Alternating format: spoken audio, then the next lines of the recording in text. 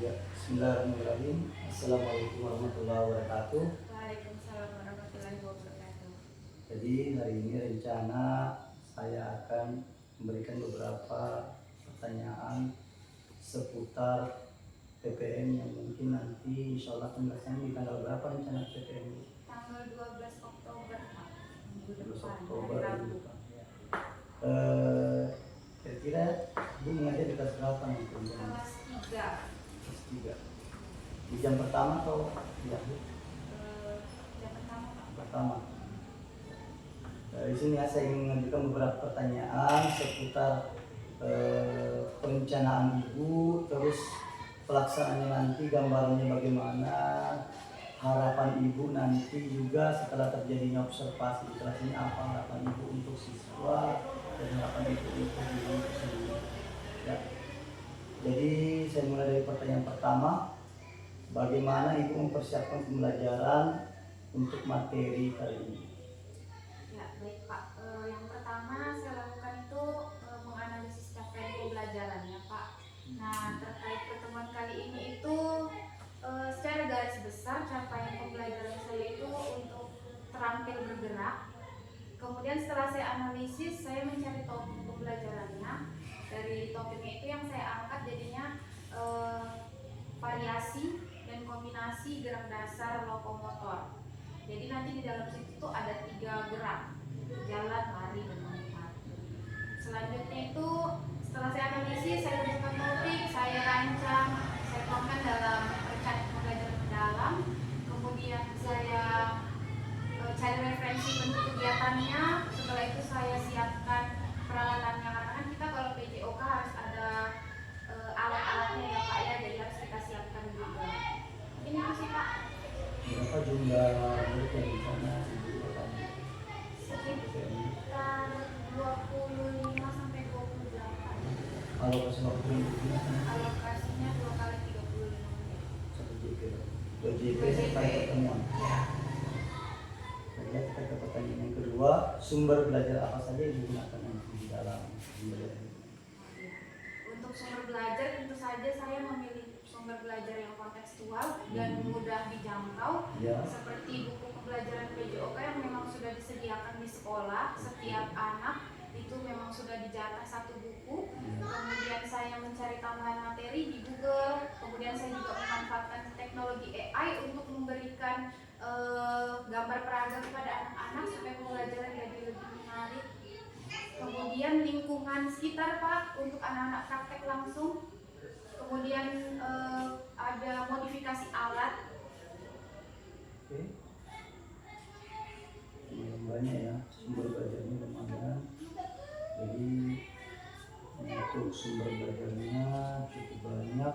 Saya lanjutkan lagi ke pertanyaan yang ketiga masih tentang persiapan pembelajaran. Apa ada trik-trik atau strategi ibu dalam menyesuaikan karakteristik siswa di kelas yang ibu akan laksanakan proses pembelajaran nanti? Tentu ada Pak ya, mengingatkan karakteristik anak beragam Ya. karena jumlahnya banyak. Biasanya saya membagi anak itu dalam 3 karakteristik. Ya, ini berdasarkan penilaian saya Pak ya. Betul. Kalau saya menilai biasanya itu ada 5 kategori. Awal berkembang, kemudian layak, cakap, dan mahir. Untuk pembagian kelompok biasanya saya mengambilnya dari awal berkembang, dan cakap. Kenapa saya tidak ambil layak dan mahir? Karena saya anggap ini sudah sangat bisa. Ketika anak-anak belajar, saya harapkan ada peningkatan pengetahuan. Jadi saya ambil di 3 kategori itu. Jadi saya pisahkan, memang kan kita di awal sebelum pembelajaran di pertemuan pertama itu kita ada asesmen diagnostik. Dari asesmen diagnostik itu kan kita sudah tahu ya Pak kemampuan anak-anak. Jadi saya sudah kelompokkan ini mana anak-anak dengan kategori awal berkembang, di mana anak-anak berkembang, dan di mana anak-anak dengan kategori layak. Gitu Pak. Berarti sudah dilaksanakan ya. Diagnosisnya sudah ya. Ibaratnya kan Ibu Nurul sudah mengajar di kelas ini sudah beberapa bulan kan. Setidaknya sudah ada gambaran juga sebelumnya di awal-awal pembelajaran di bulan Juli kemarin kan. Kan kita sudah masuk di bulan November. Jadi sudah ada gambaran juga ya. Kebetulan kan anak-anak ini dari kelas 1 memang sudah sama saya Oh, Pak. iya, Jadi saya sudah hafal. Ya betul, sudah tahu karakteristik anaknya. Ya, saya masuk ke inti PPM yang Ibu akan gunakan. Strategi atau metode pembelajaran Ibu gunakan nanti seperti apa itu? Untuk strategi yang saya gunakan, saya menyesuaikan dengan karakteristik dari mapel saya Pak, PJOK, di mana anak-anak itu untuk aktif bergerak, kemudian harus berinteraksi sosial dengan baik, sehingga saya memilih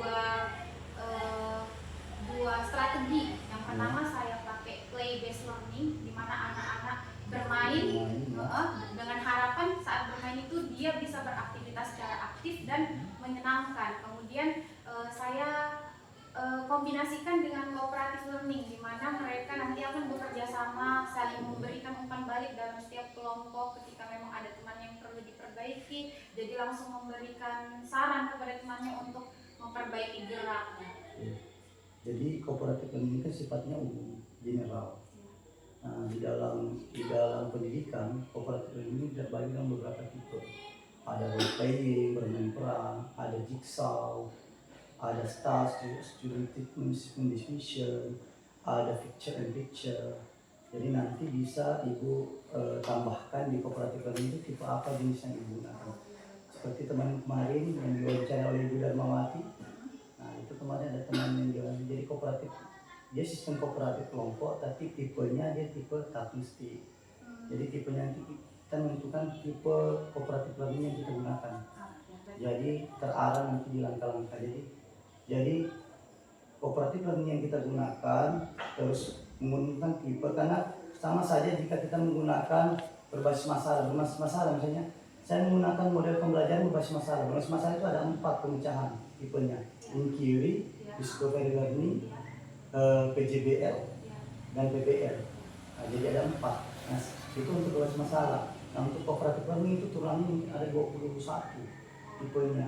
Jadi nanti Ibu cari kira-kira tipenya masuk di mana dia, cooperative learning saya yang saya gunakan. Ya, untuk masukan saya nanti. Terus bagaimana Ibu memfasilitasi kehadiran siswa dalam proses pembelajaran Ibu? Karena kan ini bergerak, ada yang bergerak gerakannya. Bagaimana cara Ibu memfasilitasi siswa tersebut? Saya memberikan kesempatan yang sama kepada anak, di mana mereka punya kesempatan yang sama meskipun dalam kemampuan yang berbeda. Jadi nanti itu yang saya modifikasi adalah kegiatannya, tapi bentuknya sama Pak. Rintangannya tuh saya modifikasi sesuai dengan kemampuan anak, tapi bentuknya sama. Ya, bentuknya sama. Tidaknya ya, levelnya lah dibedakannya. Sama. Kemudian saya berusaha anak ini bagaimana saat dia belajar dia senang, dia aktif. Saya mau itu. Jadi yang saya maksimalkan di situnya Pak, supaya pembelajaran ini jadi bermakna. Nah, tentu saja Ibu tahu bahwa di dalam proses pembelajaran itu ada saja 1-2 anak yang mungkin muncul atau mengganggu temannya yang kurang fokus ya. Yeah. Nah, kira-kira ini perlu diperhatikan juga bagaimana mengkondisikan keadaan seperti itu.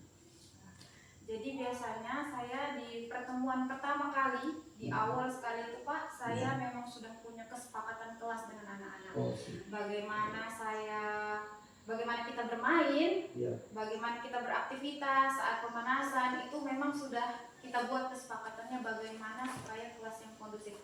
Pun kalau nanti terjadi penurunan kondusivitas karena mengingat kita di luar lapangan Pak ya, fokusnya anak-anak terpecah, apalagi kita olahraga lapangannya sebelah-sebelahan sama kakaknya. Kalau lihat kakaknya aktivitasnya menarik lagi, menonton lagi ke sana. Biasanya saya pakai kode aja atau saya berikan dia sedikit permainan. Ya seperti ambil kunci, seperti itu. Supaya kita ambil lagi lah fokusnya. Namanya anak umur segitu kan Pak ya, biasanya fokusnya paling lama ya 10 menit. Ya betul, karena dia mungkin transisi juga, transisi fase. Fase B, mau ke C. Saya ke bagian akhir daripada ini, bagian penilaian yang saya melihat. Bentuk penilaian yang Ibu gunakan nanti seperti apa gambaran ini? Karena PJOK ini menuntut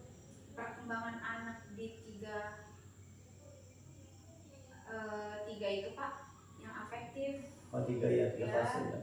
Afektif, kognitif, kemudian terutama psikomotorik.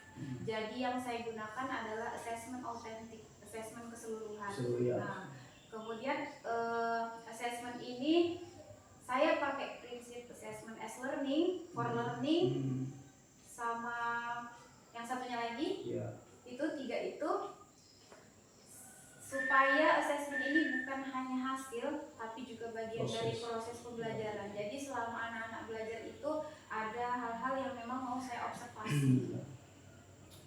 Berarti dari tiga ranah yang Ibu nilai, kognitif, afektif, sama itu, apakah semua porsinya persentasenya sama dari ketiganya, atau cenderung kognitif atau cenderung psikomotorik, ataukah Ibu meninggikan dari satu bidang aspek gitu?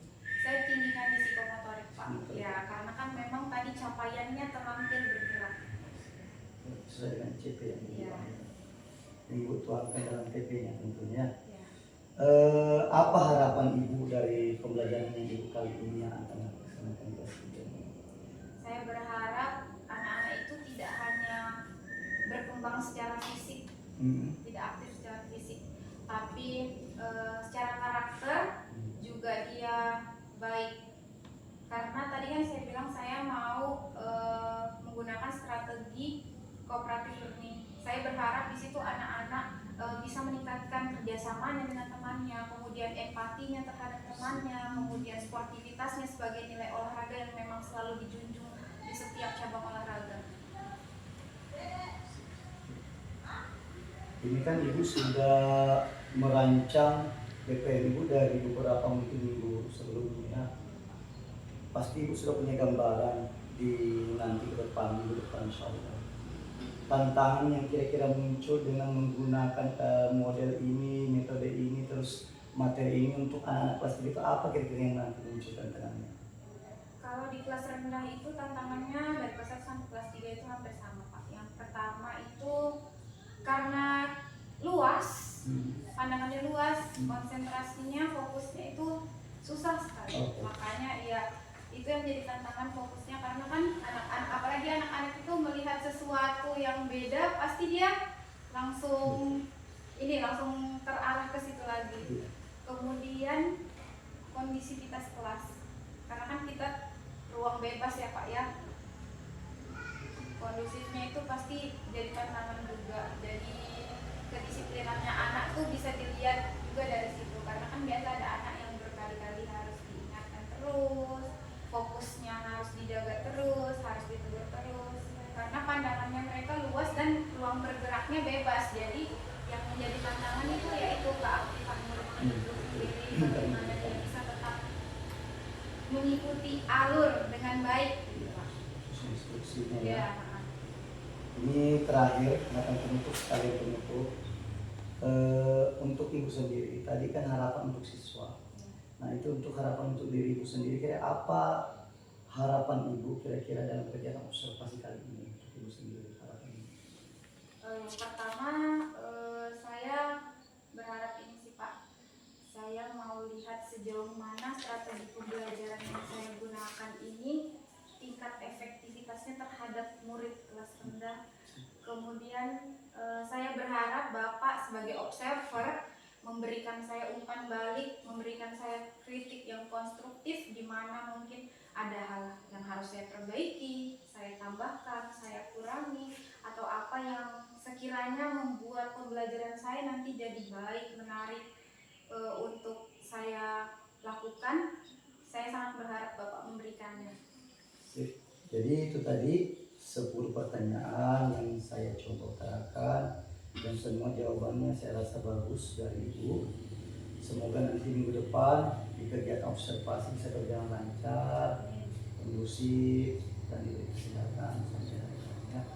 Mungkin cukup sekian wawancara dari saya ucapkan terima kasih banyak Ibu.